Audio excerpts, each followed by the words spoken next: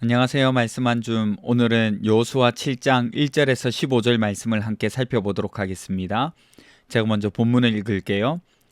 이스라엘 자손들이 온전히 바친 물건으로 말미암아 범죄하였으니 이는 유다 지파 세라의 증손 삽디의 손자 갈미의 아들 아간이 온전히 바친 물건을 가졌음이라. 여호와께서 이스라엘 자손들에게 진노하시니라.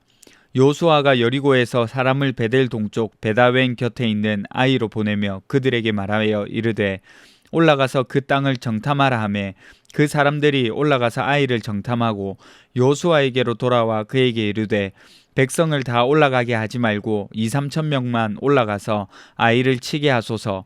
그들은 소수이니 모든 백성을 그리로 보내어 수고롭게 하지 마소서 하므로 백성 중 3천 명쯤 그리로 올라갔다가 아이 사람 앞에서 도망하니 아이 사람이 그들을 36명쯤 쳐 죽이고 성문 앞에서부터 스바림까지 쫓아가 내려가는 비탈에서 쳤으므로 백성의 마음이 녹아 물같이 된지라.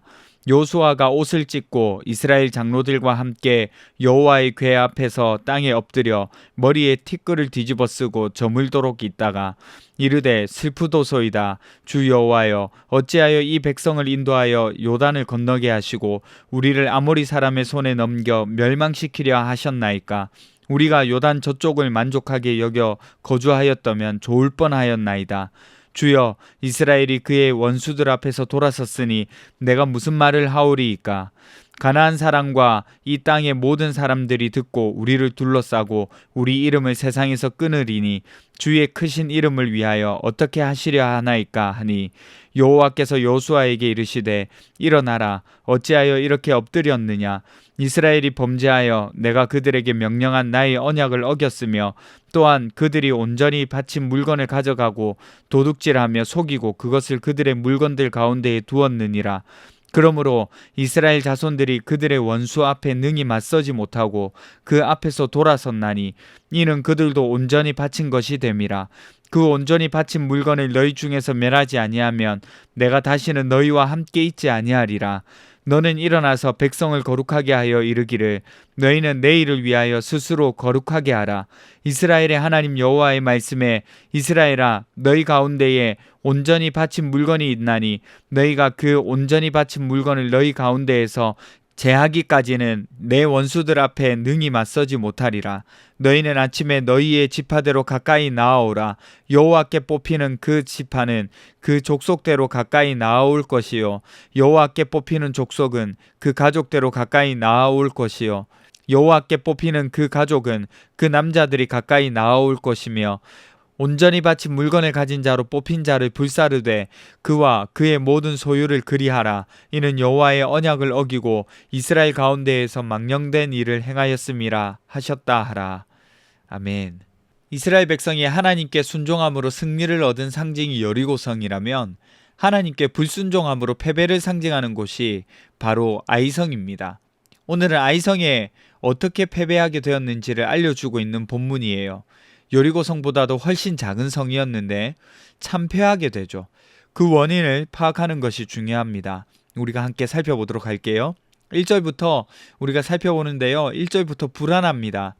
아간이 온전히 바친 물건을 가졌다 이렇게 기록하고 있죠. 온전히 바치다 라는 것은 헤렘을 뜻하는데 하나님께 완전히 바쳐서 인간이 가지지 못하는 것을 뜻해요. 그런데 그것을 아간이 가졌다는 것은 탐냈다는 말입니다. 그리고 곧 하나님께 바쳐야 할 것을 자기가 가지고 싶어서 몰래 숨긴 거죠. 하나님의 것을 도둑질한 겁니다. 이 일을 초두에 설명하는 이유가 있습니다. 보세요. 2절부터 아이성을 정복하는 과정이 나오잖아요. 이 아이성을 정탐하러 갔는데 규모가 작기 때문에 병사 일부만 보냈죠. 그런데 이스라엘은 그곳에서 참패를 당하고 옵니다. 이 패배를 경험하고 여호수아가 낙심하며 하나님께 부르짖죠. 그러자 하나님이 패배의 원인을 알려주시는 거죠.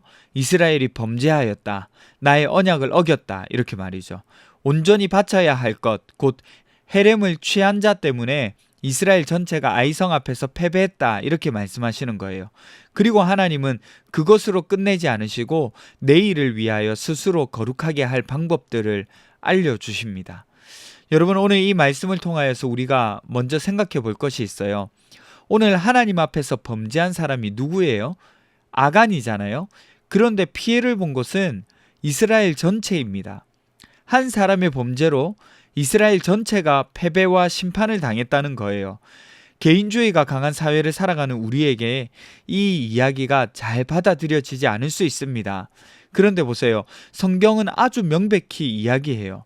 아간 한 사람이 범죄했지만 하나님은 뭐라고 말씀하세요? 11절에 이스라엘이 범죄하여 내가 그들에게 명령한 나의 언약을 어겼으며 또한 그들이 온전히 바친 물건을 가져가고 도둑질하며 속이고 그것을 그들의 물건들 가운데에 두었느니라. 이스라엘이 범죄했다고 기록합니다. 이것뿐만 아니에요. 죄에 대한 부분을 살펴볼 때 빠지지 않고 생각되는 부분들이 있죠. 바로 아담의 죄입니다.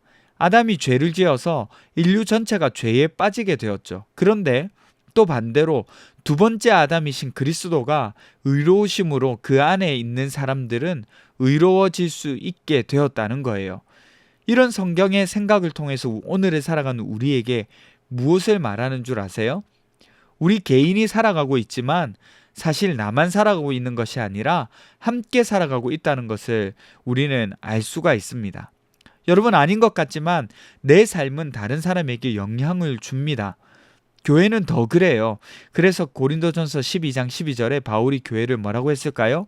몸은 하나인데 많은 지체가 있고 몸의 지체가 많으나 한 몸인과 같이 그리스도도 그러하니라. 그리스도를 머리로 하고 우리는 한 몸 된 지체들이라고 설명하죠. 몸 어디에 한 군데 아프면 온몸이 어려워하잖아요. 교회 안에서 알게 모르게 이루어지는 삶이 교회 전체의 모습을 보여주고 있는 겁니다. 그러니까 우리는 잘못 생각하면 안 돼요. 혼자 신앙생활하는 것이 아니라 같이 신앙생활하는 겁니다. 교회를 살리고 활력이 있는 것은 나부터 그래야만 하는 거예요. 또 다른 하나를 살펴볼 수 있어요. 아이성이 작았습니다. 백성들의 일부를 보내서 정복해도 되겠다고 판단할 만큼 작았는데 그 수가 3,000명쯤이라고 기록하고 있습니다. 전쟁에서 10,000명도 안 간다는 것은 그만큼 작은 규모였다는 거죠. 그런데 패배했어요. 여러분, 아이성이 작았지만 거룩이 없으니 승리도 없었다는 사실을 기억하세요. 아간이 전리품을 왜 숨겼을까요? 그걸 얻어서 자신의 부를 챙기기 위함이었죠. 오늘날로 치면 즉각적인 부, 그러니까 일종의 로또와 같은 거죠. 그런데 그 결과 이스라엘 전체가 패배했습니다. 여러분, 우리 삶도 비슷해요. 우리 삶에 성공하는 것, 안정적인 삶 뿐만 아니라 어떤 결과를 성취하는 거나 성과를 내기 위한 삶이 우선순위가 되면 거룩은 뒤로 밀려나는 거예요. 하나님 앞에서 정직한 것, 또 온전하게 살려는 노력, 신실함, 이러한 것들이 뒤로 밀려나가게 된다는 거죠. 여러분, 만약 내가 생각하기에 하나님 앞에서 거룩하게 사는 것을 소홀히 하는데도 불구하고 혹은 생각하지 않는데도 뭔가 내 삶이 엄청 잘 되는 것 같잖아요. 그러면 여러분, 이상하게 생각하셔야 해요. 두려워하셔야 합니다. 걱정해야 돼요. 왜냐하면 성경은 거룩 없는 성공을 허락하지 않거든요. 오히려 하나님 앞에서 거룩하게 사는 평범한 삶 혹은 상대적으로 조금 부족한 삶을 더 높이 가치 있게 여깁니다. 여러분, 기억하십시오. 성공이나 성취보다 하나님을 찾는 거룩이 먼저라는 사실을요. 여러분, 기도할까요? 첫 번째는 나만 생각하는 삶보다 가정과 직장 그리고 교회를 생각하며 살 수 있게 해주세요. 두 번째는 하나님이 기뻐하시는 거룩 안에서 평안을 누리는 삶을 살게 해주세요. 우리 함께 기도하며 나가도록 하겠습니다.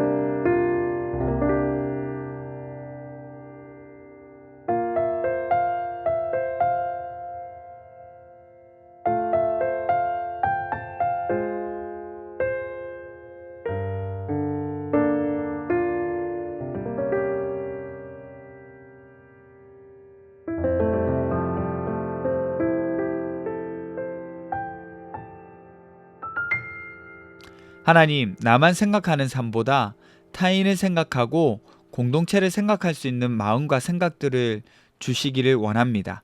그리고 또 하나님이 기뻐하시는 거룩 안에서 평안을 누리는 삶을 살아갈 수 있도록 도와주십시오.